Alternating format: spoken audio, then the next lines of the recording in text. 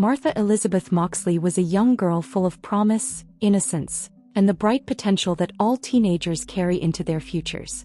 Born on August 16, 1960, she grew up in a nurturing family environment, surrounded by love and warmth.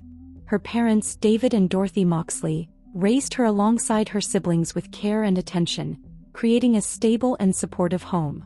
In 1974, seeking a fresh start, the Moxley family moved from California to the affluent town of Greenwich, Connecticut. Greenwich was known as a playground for the wealthy, a place where sprawling estates, elegant mansions, and gated communities sheltered families deeply connected to American social and political elites.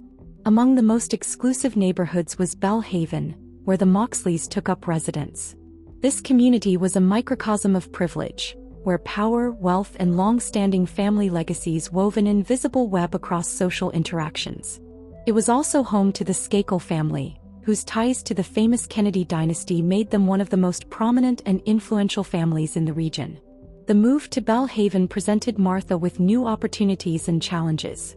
She was a bright, vivacious teenager who quickly adapted to her new surroundings, forming friendships at Greenwich High School and participating in activities like cheerleading. Known for her infectious laugh and kind nature, she was well liked by classmates and neighbors alike. Yet beneath the surface of this seemingly perfect suburban life lurked undercurrents of tension, secrets, and complex social dynamics that few outsiders could perceive. On the night of October 30, 1975, the neighborhood buzzed with the excitement and mischief typical of Mischief Night, an informal tradition where teenagers engaged in playful pranks and celebrated Halloween's Eve. The air was crisp with autumn chill, and the streets of Belle Haven were alive with youthful energy and anticipation. Martha was among the teenagers out that night, enjoying the camaraderie, the thrill of the dark, and the chance to momentarily escape the strictures of daily life. She was seen mingling with friends and notably spending time with Tommy Skakel, the oldest son of the Skakel family. Tommy was charming, confident, and the center of attention in many social circles.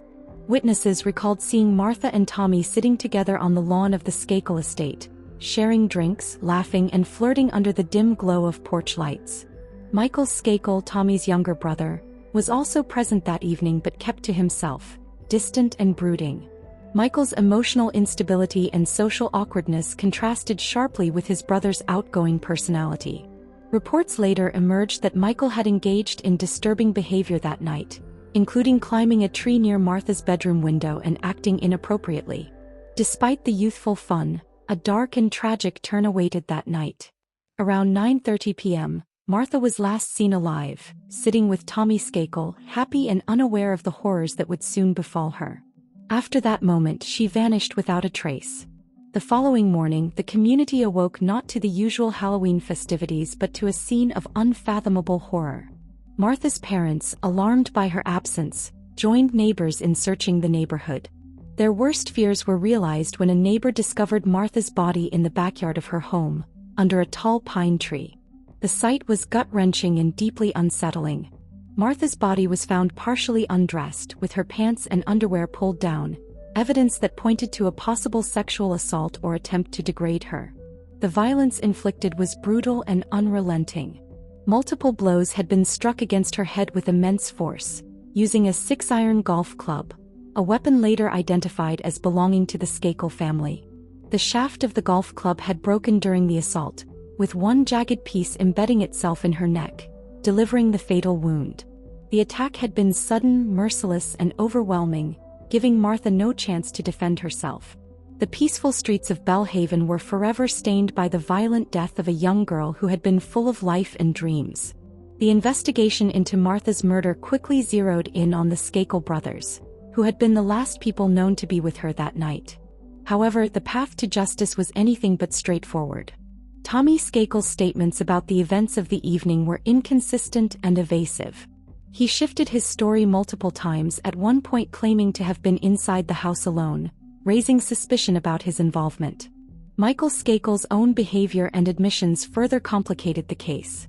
He shockingly confessed to climbing a tree outside Martha's window and engaging in inappropriate behavior, though he denied any responsibility for her death. The investigation was hampered by the limitations of 1970s forensic science. There was no DNA testing available and there were no eyewitnesses to the murder. Police faced a wall of silence from local teenagers, many of whom were unwilling to come forward, fearful of social repercussions or loyal to the influential Skakel family. Rumors swirled that the Skakels' connection to the Kennedys exerted a subtle but powerful influence on the investigation, possibly leading to a reluctance among law enforcement to aggressively pursue charges. This combination of social power, community loyalty, and limited forensic tools caused the case to stall. No arrests were made, and the murder remained unsolved for decades, leaving Martha's family in agony and the community grappling with unanswered questions. The Skakel family's private struggles cast further shadows over the case. Michael Skakel was known to have psychological difficulties, marked by bouts of anger, emotional instability, and troubling behavior from a young age. After the murder, he was sent to the Elon School in Maine, an institution infamous for its harsh and often abusive methods of behavior modification.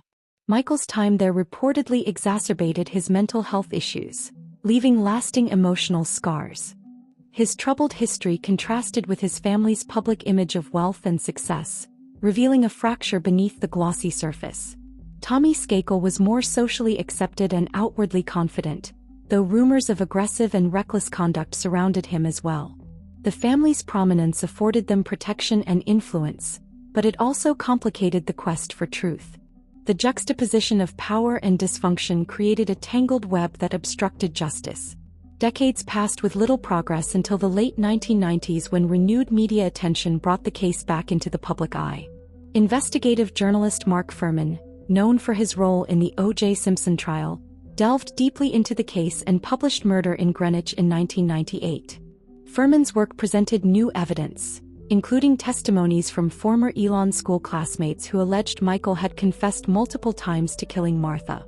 This resurgence of interest reignited public demand for justice and placed enormous pressure on law enforcement to act. The media spotlight forced authorities to revisit the long-neglected case, challenging the earlier reluctance to prosecute. In January 2000, Michael Skakel was arrested and charged with Martha's murder, more than 25 years after the crime shocked the nation. The trial that followed was highly publicized and fraught with tension. Prosecutors relied heavily on circumstantial evidence, witness accounts of Michael's alleged confessions, and his history of violent and erratic behavior. They argued that Michael's unstable personality had erupted in a brutal act of violence against Martha. The defense argued vehemently that there was no direct physical evidence linking Michael to the murder, that witnesses were unreliable or had ulterior motives, and that the prosecution's case was built on speculation and bias. The court proceedings revealed deep divisions within the community and among observers nationwide. After intense deliberations, the jury found Michael guilty of first-degree murder in 2002, sentencing him to 20 years to life in prison. For many, the verdict represented a long-overdue measure of justice, though others remained convinced that uncertainty still clouded the truth. Michael's conviction did not end the story. His defense attorneys filed a series of appeals, asserting that Michael's constitutional right to a fair trial had been violated.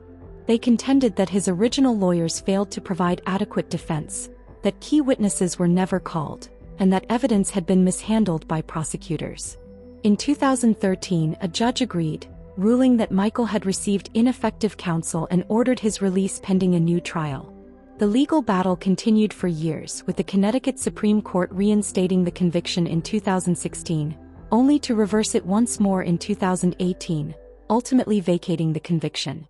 Prosecutors decided against retrying the case, citing the difficulties posed by the passage of time, fading memories, and the loss of physical evidence. The case thus remained officially unresolved, a painful reminder of how justice can be elusive, especially when clouded by power, privilege, and the limits of human institutions. The story of Martha Moxley resonates far beyond the borders of Greenwich. It is a tragic tale of a young life extinguished by violence, of a community torn between secrecy and justice, and of the long, arduous pursuit of truth in the face of overwhelming obstacles. Martha's murder exposes how wealth and influence can complicate investigations and impede accountability, raising profound questions about fairness and the rule of law. Her family's tireless fight for answers, recognition, and closure continues to inspire efforts to confront the dark corners of power and privilege. More than 4 decades after her death, Martha remains a symbol of lost innocence and the enduring human desire for justice, reminding us all of the fragility of life and the importance of vigilance in seeking truth.